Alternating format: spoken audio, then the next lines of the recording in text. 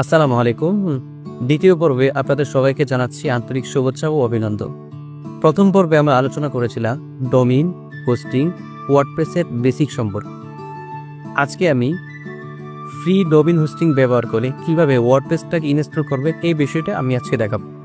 তাহলে চলুন স্ক্রিনে যাওয়া যাক। আচ্ছা, চলে আসলাম ক্রোম ড্যাশবোর্ডে, যেখান থেকে আমরা একটা ওয়ার্ডপ্রেসের ড্যাশবোর্ড ইনস্টল করব। এটা কিভাবে করতে হয় সম্পূর্ণ প্রসেসটা আমি দেখাবো।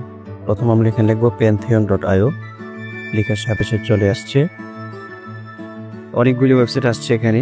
তো প্রথম যেটা আসছে সেটাতে যাব। তারপর হচ্ছে এখানে অনেকগুলো মেনু বার আছে, সার্চ বার আছে, কন্টেন্ট আছে, গেট স্টার আছে। তো এগুলোতে কোথাও যাব না, লাগিয়ে ইউজার যে একটা আইকন আছে, ইউজার আইকনটাতে ক্লিক করবো। এখানে চাইলে আমরা নতুন ইমেল দিয়ে করতে পারবো, আমরা সরাসরি গুগল দিয়ে এটাকে করবো।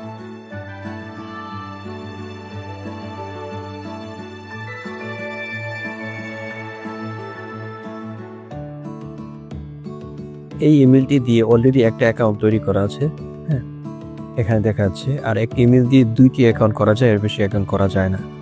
তো আমরা এখান থেকে ক্রিয়েট নিউ সাইট থেকে আরেকটা অ্যাকাউন্ট তৈরি করবো। এখানে 3টি বিষয় আছে, ওয়ার্ডপ্রেসটাকে ক্লিক করে ওয়ার্ডপ্রেসটাকে ইনস্টল করবো।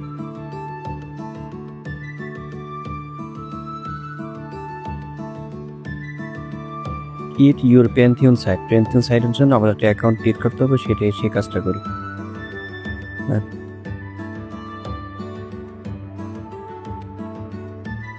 ওকে, আমার নাম দিলাম ড্যাশ দিয়ে দিলাম, দেখি এটা নেই কিনা। না, এটা নিবে না।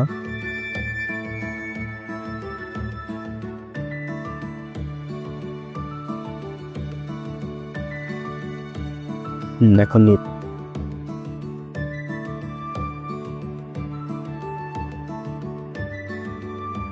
এখানে একটু সময় নিবে, একটু অপেক্ষা করছে।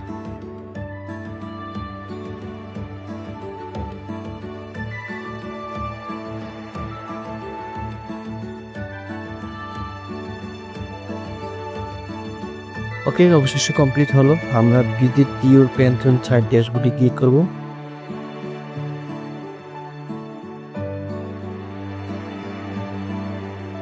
এখান থেকে আমরা এই ভিজিট ডেভেলপমেন্ট সাইট, এর পাশে একটা লেখা আছে সাইট অ্যাডমিন, সেটাতে ক্লিক করব। এখানে কন্টিনিউতে ক্লিক করব।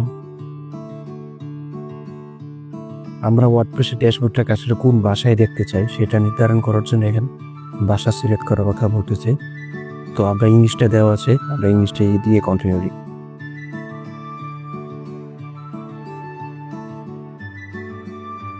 এখন হচ্ছে আমাদের ওয়ার্ডপ্রেসের ড্যাশবোর্ড স্ট্রাকচারটা কেমন হবে সেটাকে, মানে কোন নামে হবে, কার নামটা প্রথমে থাকবে, এই বিষয়টা এখানে লেখার জন্য বলতেছে। তো আমি আমার নামটাই দিলাম, হ্যাঁ, ইউজার নেমও আমার নামটাই দিলাম। তারপর হচ্ছে পাসওয়ার্ড যেটা দেওয়া আছে সেটাই থাকুক, আমি এটাকে পরিবর্তন করছি না। আর এখানে ইমেলটা দিব। আর এখানে যে শর্তগুলো দিলে সবগুলোর প্রতি আমি একমত, এটা এই জন্য এখানে টিক চিহ্নটা দিয়ে দিব, দিয়ে ইনস্টল ওয়ার্ডপ্রেস ক্লিক করব। আচ্ছা, এখানে এটা সেভ দিয়ে দিবে। এটা সেভ দিলে কি হবে, লগ ইন করতে আমাদের কোনো প্রবলেম হবে না। তো আমরা সেভ দিয়ে দিচ্ছি, লগ ইন। এই তো চলে আসছে। এখান থেকে আবার লগ ইন।